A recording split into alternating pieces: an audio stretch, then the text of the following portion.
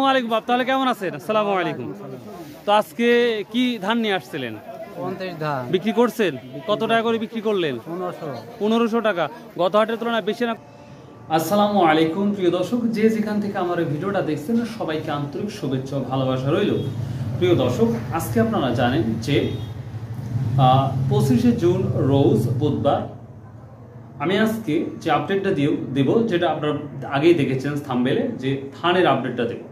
তো স্বাভাবিকভাবে আমাদের গুরুদাসপুরের মধ্যে বা নাটোরের মধ্যে সেইভাবে কোনো ধানের মার্কেট প্লেস আজকে নেই বা ধানের বাজারটা নেই।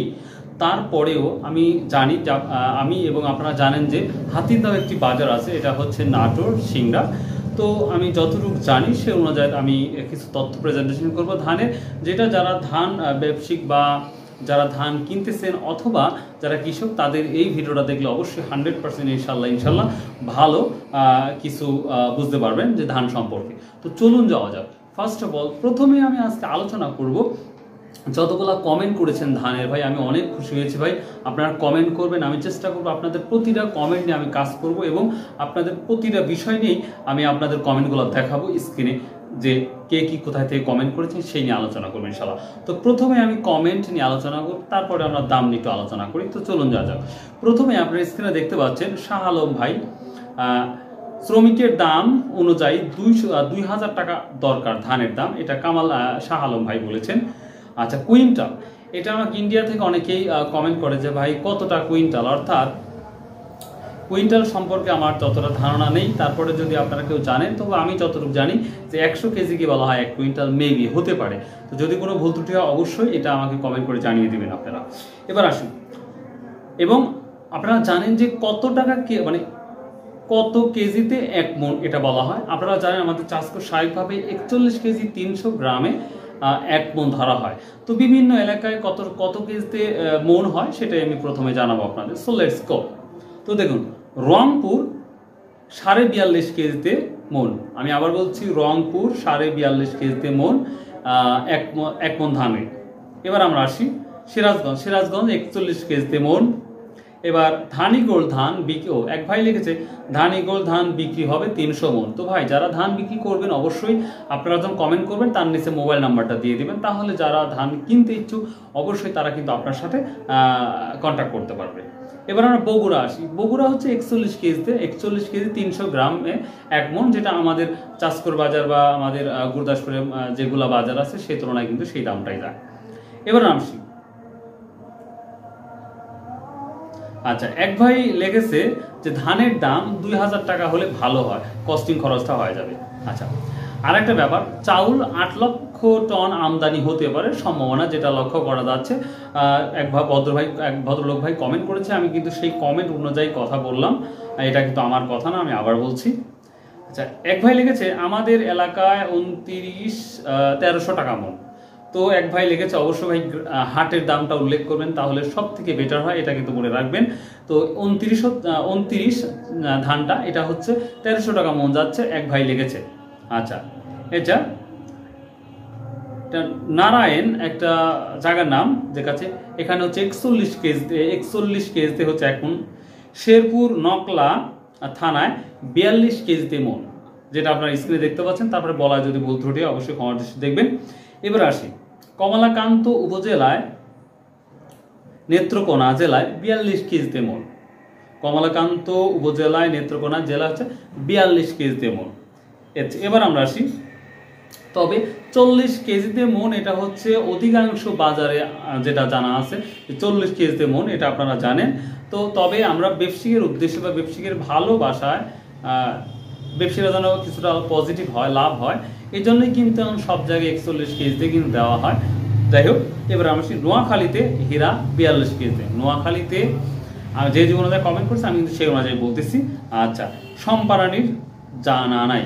অনেকেই বলবে সম্পারানির ধানের দামটা কি? ভাই আমি এই নতুন ধান আসা পর্যন্ত আমি ধান পাই নাই, যার জন্য আমি আপনাদের কোনো আপডেট দিতে পারলাম না, আন্তরিকভাবে দুঃখিত।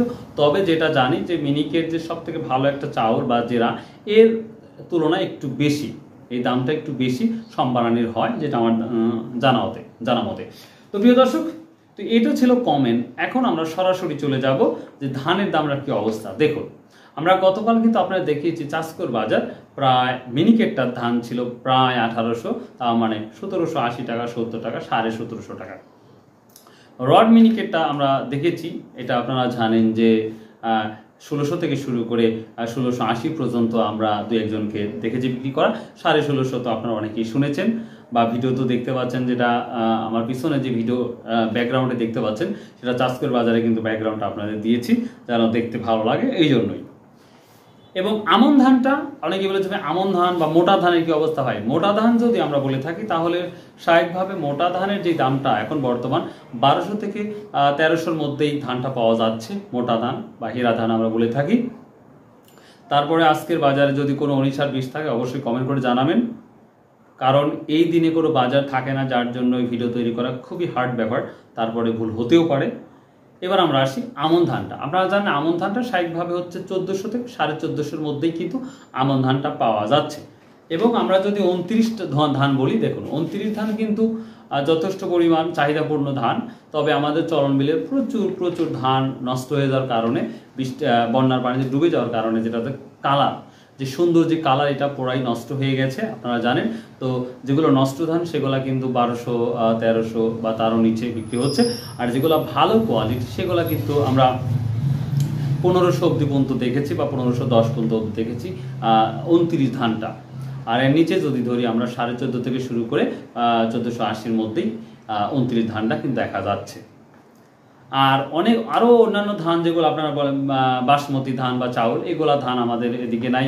এবং 90 ধান যদি বলেন, এই ধানটাও কিন্তু আমরা দেখতে পাই না আমাদের এলাকায়, খুবই কম, রেয়ার দেখা যায়। তো সচরাচর ধান 29 চলে। আপনারা জানেন হীরা বা মোটা এবং মিনিকেট বা জিরা এবং সম্পারানি, তবে সম্পারানি খুবই কম তুলনামূলক, যার জন্যই দেখা যায় না। তো প্রিয় দর্শক, আপনাদের অনুরোধ যে আপনারা ভিডিও দেখার পর অবশ্যই আপনারা কমেন্ট করবেন আজকের বাজারে কোথায় কি যাচ্ছে। তাহলে অবশ্যই পরবর্তী দিনে আমরা যখন ভিডিও করবো, অর্থাৎ কালকে আমরা কিন্তু নাজিরপুর ভিডিও করব ইনশাল্লাহ ধানের কি অবস্থা সেটাই দেখাবো। যদিও নাজিরপুর সেভাবে ধান কিন্তু আমদানি হয় না, এটা আপনারা জানেন। তারপরেও আমরা একটা হাত পাই, যা আপনারা যারা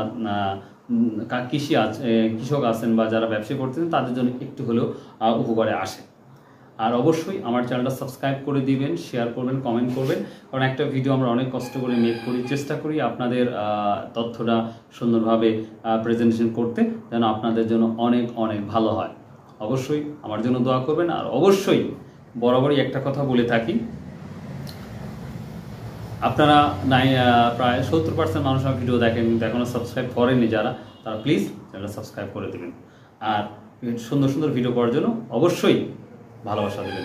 ভালো থাকুন, সুস্থ থাকুন। আসসালামু আলাইকুম রহমতুল্লাহ।